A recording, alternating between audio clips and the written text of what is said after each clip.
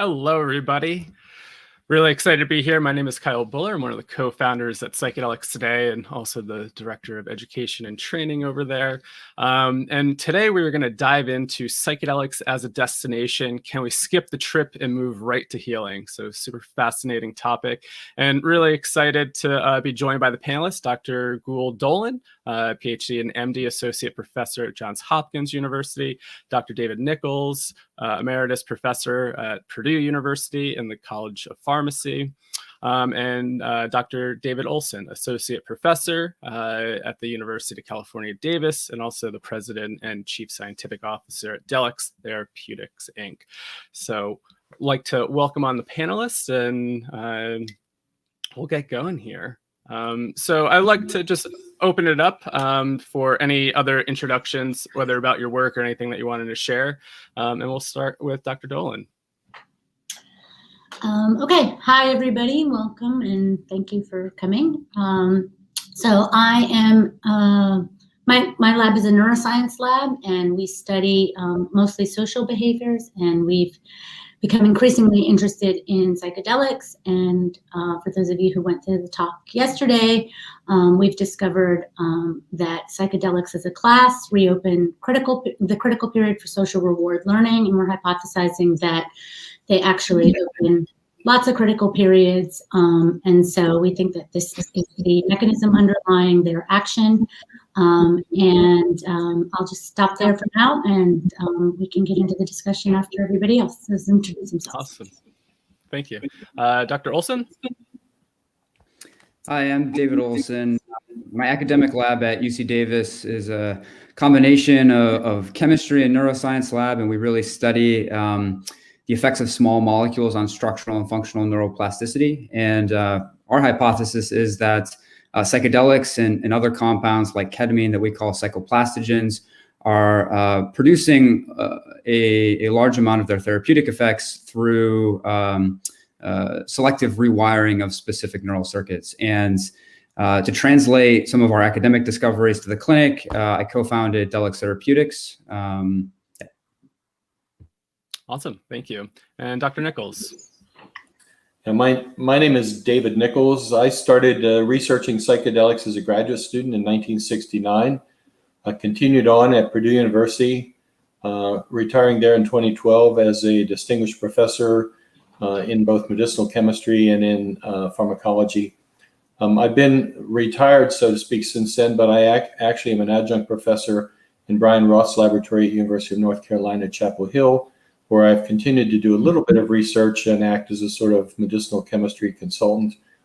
I also was the founder of the Hefter Research Institute in 1993, out of a belief that psychedelics had not gotten a fair shake in their clinical applications.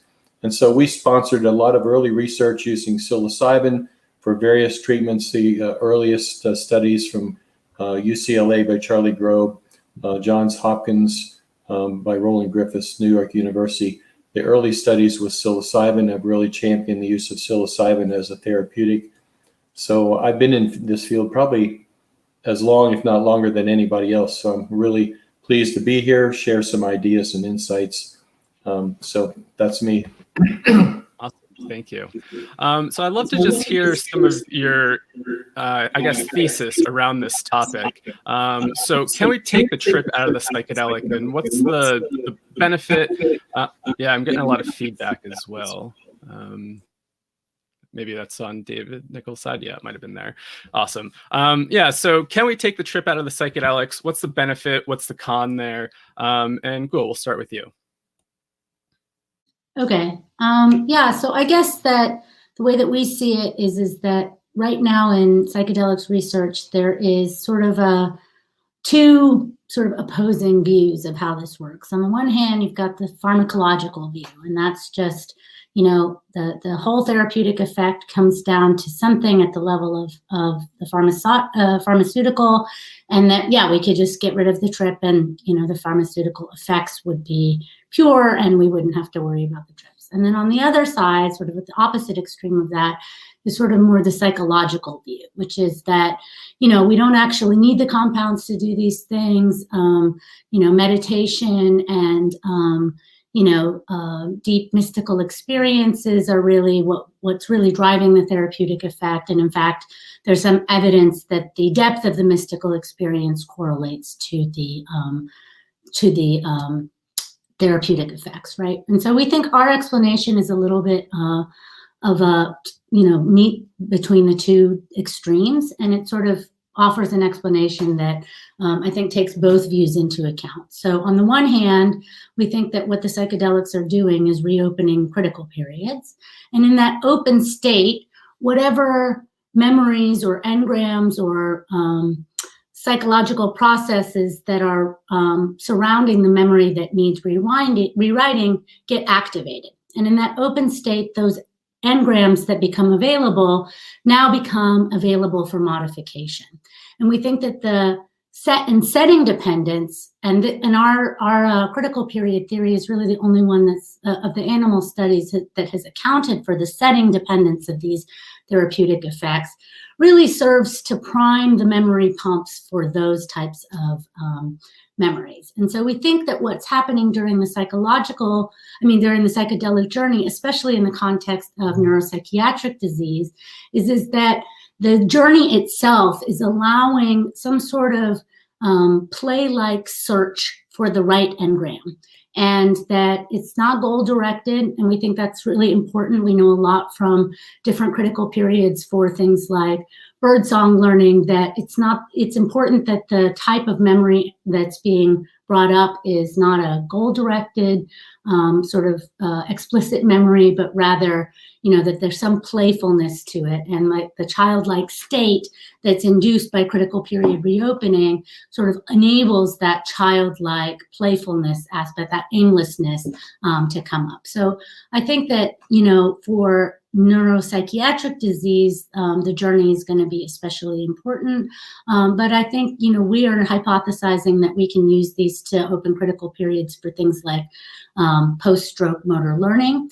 And in that case, we think the context is going to be more relevant to motor learning. And so we're going to want to encourage playful motor type of trips. And then the trip doesn't necessarily need to be the same kind of inner-directed, finding the context of why you smoke cigarettes, for example. So that's my answer. Awesome. Thanks so much. And we'll move over to David Olson. So I think we can all appreciate the massive effect sizes that we've been seeing lately in the clinic with psychedelics. Super exciting. We're all really encouraged by these findings. And one thing I want to emphasize is that, this panel is set up, to answer the question of whether or not you need the trip to produce, therapeutic effects. But it's not an either or story. I think that there are going to be a ton of people who benefit from these hallucinogenic psychoplastogens, these first generation molecules like psilocybin. And we should absolutely explore those. The world needs more brain health companies, not fewer. And so we're cheering on everybody, including, Compass Pathways, the Ties of the world, et cetera. But when you think about the scale of the problem, when you think of that 20% of people will suffer from a mental illness at some point in their lifetime, we really have to come up with solutions that can be deployed at scale. And for that, we really need, take home, orally bioavailable, safe drugs that you can put in your medicine cabinet. And so that's why we were really interested in this question in the first place. Can you get some therapeutic effect without the mystical type experiences so that these drugs could be administered at home and more patients could have access to them? And so that's where we got interested in trying to understand if the structural plasticity or the brain rewiring effects of these drugs were separate from their effects on perception. And and we think that they are. I'll just leave it at that. Awesome, thank you. And David Nichols. So I'm probably in both camps a little bit. I think it depends on the context where you want to use these substances. For example, if we consider MDMA a psychedelic, which in my opinion, it wouldn't be a classical psychedelic. But I think there isn't so much of a trip in using MDMA to treat PTSD. There's really more of an engagement between the therapist and the person who's suffering from PTSD, where they dissociate the the pain and affective component from the memory, and so you resolve it that way. So there's a learning experience that occurs. Usually there are 2 or 3 periods of time where they would use MDMA with the therapist. So that would be a case where the therapist would be intimately involved in bringing about the change. In dying patients, I think there's a different situation where in end-of-life patients, they have an incredible fear of death or an existential distress. And I don't think you could just simply give them some kind of a pill and think that that's going to go away. There's a lot of introspection and change in worldview and perspective that occurs in these high-dose experiences. And I think that's necessary for the alleviation that we see for end-of-life patients and cancer patients, this existential fear. I think the same thing is probably true for addictive behaviors, where people that have the high-dose experience, they look at their behavior, they look at when they first started first started using, for example, alcohol or narcotics or whatever they might be abusing and addicted to, and they get some perspective into the reasons for that. And so it's not simply giving them kind of a pill to alleviate that. But I think there are other cases where if you have just endogenous depression, the things that are treated today with an SSRI or an SNRI, something like that, it may well be useful and practical, and as David Olson said, scalable, to develop a pill where all those people could be treated, at home with a take-home medication. So it's a little different situation. I think if you look at the work that's been done with for example, Matt Johnson's work with treating nicotine addiction, they've shown that the most successful outcomes occurred in people who had this mystical transcendent experience. And there's generally a consensus that that's a valuable experience for many of the treatments that people have talked about. So the debate has been, well, do you need the mystical experience to get healing, or can it happen without that? And my view has been that the mystical experience is kind of a behavioral marker, if you will, of the underlying biochemistry that's occurring during the change in brain plasticity. So it's not really a cause of the healing, but rather it's an effect of the underlying process that's happening. So in some cases, I think you don't need the mystical experience. That would be just for endogenous depression, for example. But I think in other cases, it's a valuable experience for addiction and certainly end-of-life distress. So that would kind of be my view, a little bit of both of what we've heard from Gul and David. Awesome. Just thinking about addiction, David, I know that your company is working on an ibogaine derivative. Is that correct, TBG? And I know a lot of people have really benefited from ibogaine in the addiction world and kind of really talk about how maybe they've had some sort of life review. And so I wonder how you're really kind of viewing that, maybe taking that experiential component away versus, maybe I like this term that you kind of, did you coin this term, psychoplastogens? Yeah, that's correct. We introduced that term in 2018 in the paper where we demonstrated that psychedelics produce changes in cortical neuron structure comparable to ketamine. And the reason we introduced the term is because even though we haven't published this yet, and actually we still haven't published this, we knew that non-hallucinogenic analogs, non-hallucinogenic ligands of the 5-HT2 receptors can still induce this type of cortical plasticity. And so your question about ibogaine, so something to consider about this molecule you're talking about, it's called tabernanthalog. It's also called DLX7. While it's an analog of ibogaine, it's also an analog of 5-methoxy-DMT. And you also need to consider that ibogaine was used as an antidepressant in France for many, many years before it was pulled from the market for safety reasons. And so the specific, disease indication that is going to be used hasn't been fully worked out yet. But I agree with Dave that in some cases, the subjective effects of psychedelics can be really, really useful. But in other cases, maybe they're not so necessary. And whether or not you need them for addiction, I think is still kind of an open question. Kyle, can I respond to a couple of things? Totally. Yeah, feel free to jump in whenever you guys want to. All right. So, I'm a neuroscientist primarily by training, and I've been studying synaptic plasticity for 20 something years. I just want to sort of clarify a couple of things about the way that this word gets thrown around. Neuroscientists mean something very specific when they're talking about synaptic plasticity. They're talking about changes at the synapse, at a single synapse, typically is what they're describing. Clinicians tend to use plasticity to kind of refer to anything that changes over time. There's a whole spectrum in between. But while, respectfully, David Olson has coined this term plastogen to describe what the psychedelics are doing, we've known actually for a long time that a lot of drugs, a lot of states are plastogenic, if you will. The most important example in this context is cocaine. Cocaine has massive plastic effects, morphological plasticity, synaptic plasticity, behavioral plasticity, and indeed these robust morphological and synaptic effects that we see with cocaine are thought to underlie its abuse liability, their addictive potential. Furthermore, we know that plasticity is something that's regulated across development. So the ability to induce plasticity changes. It's much higher, it's much easier to induce plasticity in juveniles compared to adults.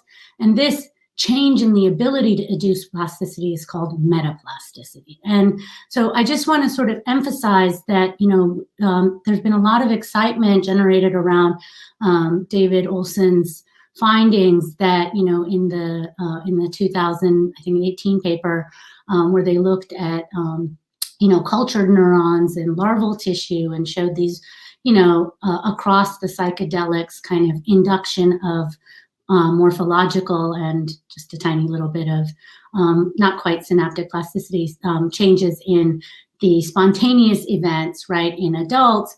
I think that we have not been able to reproduce that finding in adult animals, right? And so when we've looked at mini plasticity, we have not mini EPSCs in both the nucleus accumbens and the prefrontal cortex. We do not see a massive increase in plasticity across the board. And furthermore, we think that that is consistent with the negligible abuse liability of most of the psychedelics and the modest to small abuse liability of, ketamine and MDMA. And so I just want everybody to kind of be careful in the way that they use this term, because for a neuroscientist, we mean something specific. And I think that, critical period reopening makes it possible for metaplasticity. And then what we should be looking for is engram-specific, context-dependent changes that represent the reworking of memories, which are encoded in a very sparse way, not in the kind of way that we can just sort of look at a slice and see all of the synapses being, potentiated or depressed, right? So that is my take on all of this excitement over, plastinogen. Same with, calling psychedelics, there was for a while, a few years ago, people were all excited about how they might be important for, inducing new nerve growth. And, that hasn't also borne out after further studies. So that's my comment.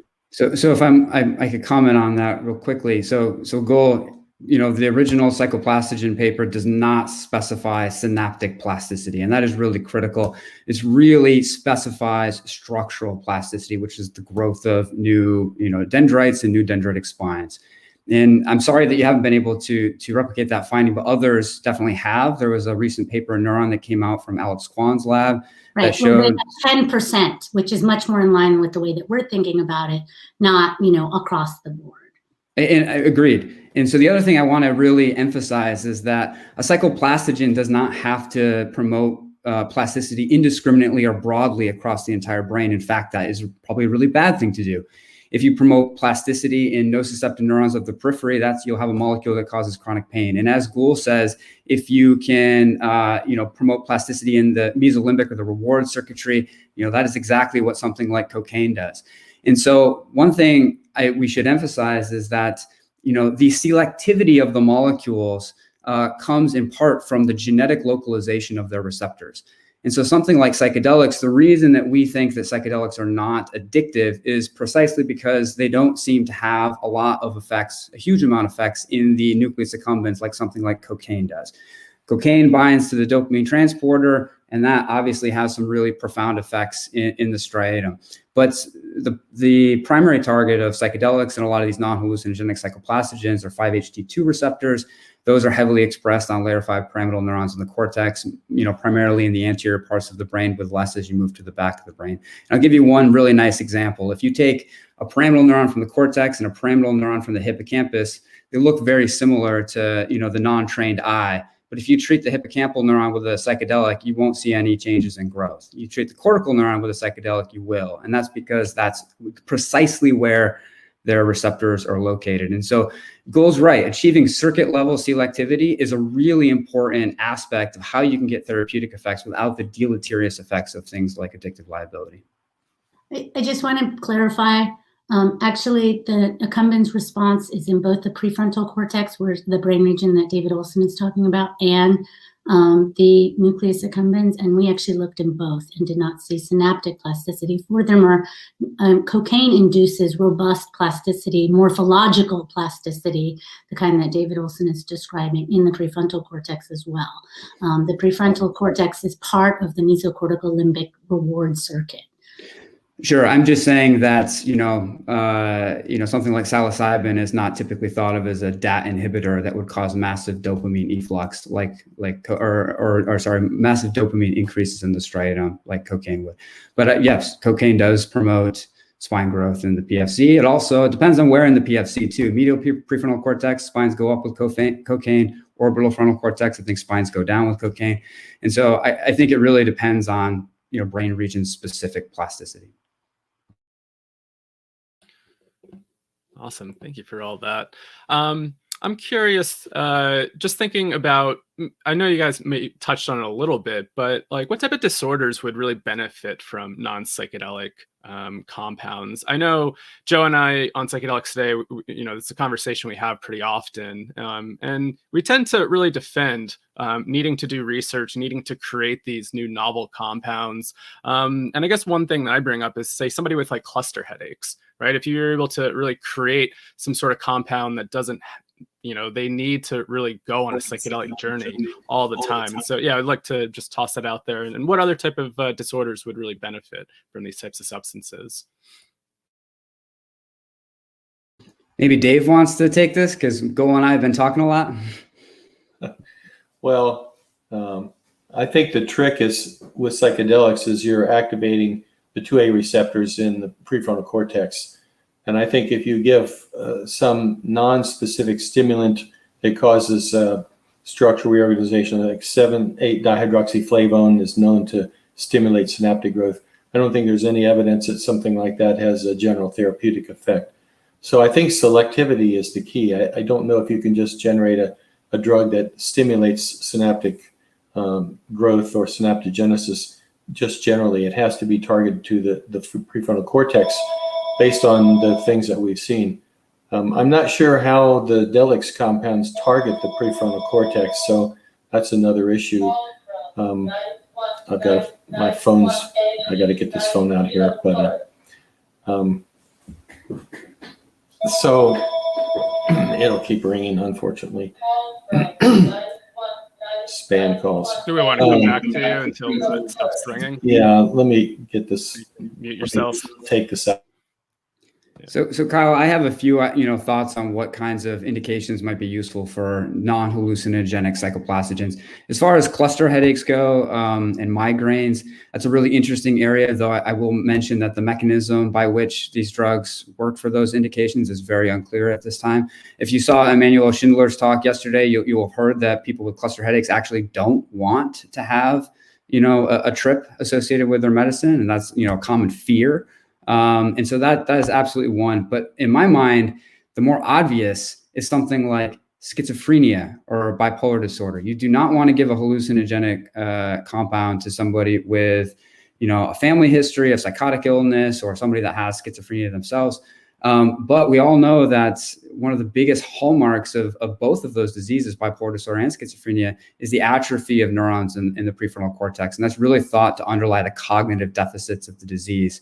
And there are no treatments currently for the cognitive symptoms of schizophrenia. So imagine you have a drug that would, act as a functional antagonist of the 5-HT2A receptor, which is what traditional antipsychotics do, like clozapine, but also has this ability to regrow those lost spines in the prefrontal cortex. I think that could be really, really interesting. Okay. Well, I mean, I'm not sure that, let me back up just a couple of things.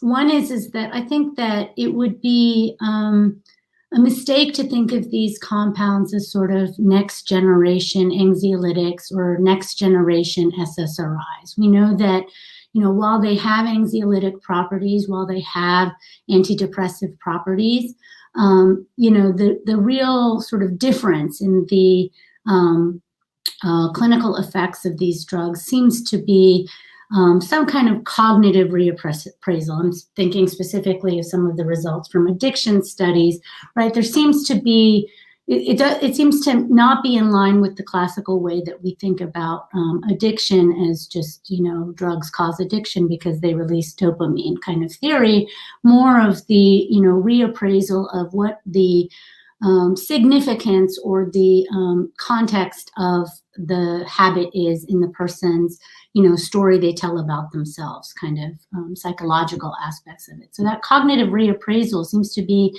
really something different, and probably is the reason why these psychedelics, and, I'm including MDMA like Shulgin did as a psychedelic, not as a separate something else, even though there are differences in the acute effects of the subjective effects of these different drugs. I'm lumping together, the dissociatives, the hallucinogenics, the empathogens, and the onirogenics, all in the class of psychedelic.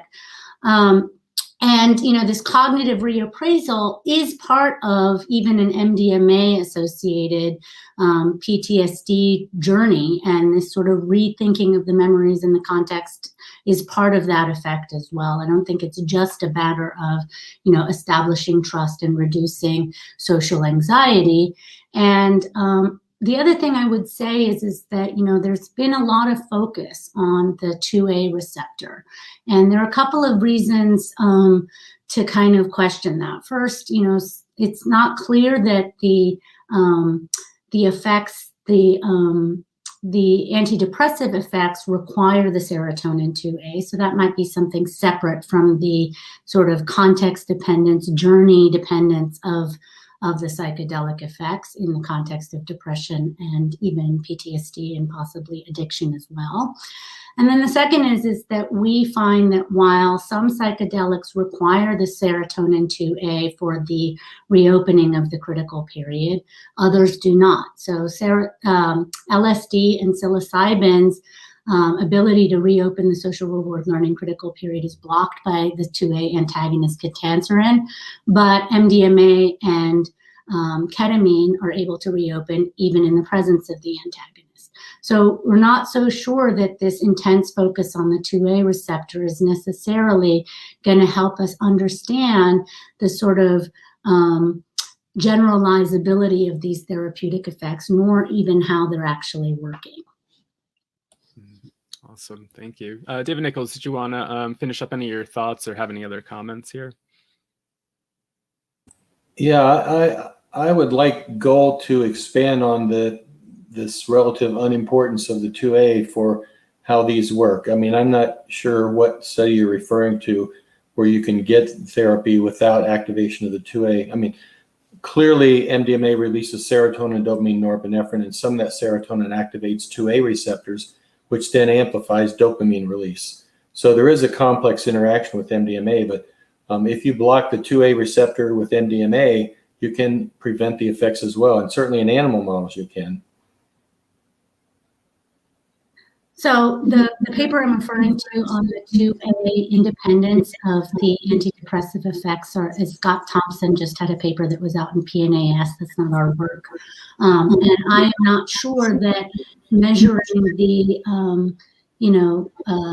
SSRI-like effects of these drugs really captures their full effect, right? We know that these drugs, target a lot of different receptors, and MDMA especially, seems to be a combination of things because it's, activating both SERT and MET and DAT, and thereby releasing, these modulators on a lot of different receptors, right? But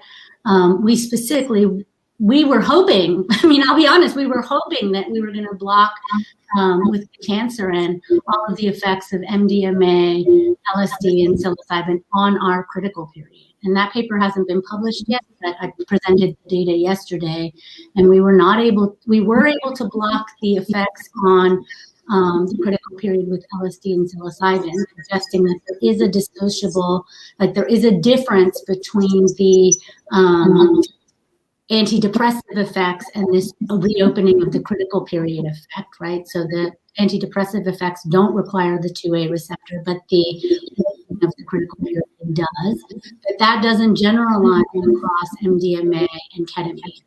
And we actually also did it with the beta-arrestin 2 knockout mice. And there we found that MDMA's effects and LSD's effects are beta-arrestin dependent, but ketamine and ibogaine are not. And so when we focus so much on the receptor and the biochemical pathway, we've kind of, maybe done a good job of understanding the specific mechanisms for each of the different drugs, but we haven't been able to understand the general. And so what we did to follow up on that is say, okay, well, these are having such durable effects. So we're seeing with ibogaine effects last for a month after we give the drug, that this must be happening at the level of transcription. And so we have done transcriptional profiling, and now we've, I haven't given out the list of genes that are changed, but they are an interesting list of genes that seem to be, overlapping with some of the information that people have come up with for regulating of critical periods by other drugs and mechanisms. Clearly, ketamine doesn't work through the 2A receptor, and nobody knows how ibogaine works.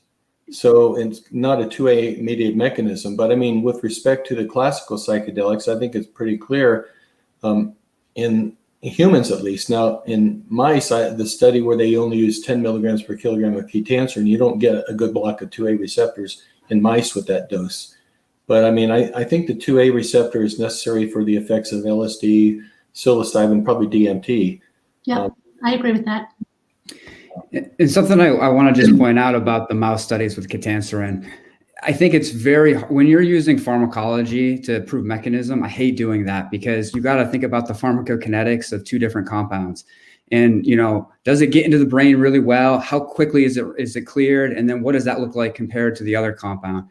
And so I think, the Scott Thompson work is very interesting. And, same with some stuff that Alex Kwan's done recently, very interesting. I think that a more definitive answer would be achieved with the 5-HT2A knockout animals. And Javier Gonzalez Maiso has a preprint out suggesting that at least for, some of the effects on spine density and some of the effects on fear extinction, that those are gone in the 2A knockout animals. So again, I would just say, there are problems with that as well, right? When you do a constitutive knockout mice, you are changing the distribution and proportion of the other 13 serotonin receptors, right? And so conditional knockout mice are the way to go. And you want to do it in a, viral mediated gene transfer type of effect so that you get the subchronic effects of that gene manipulation, not the sort of long lasting compensatory effects.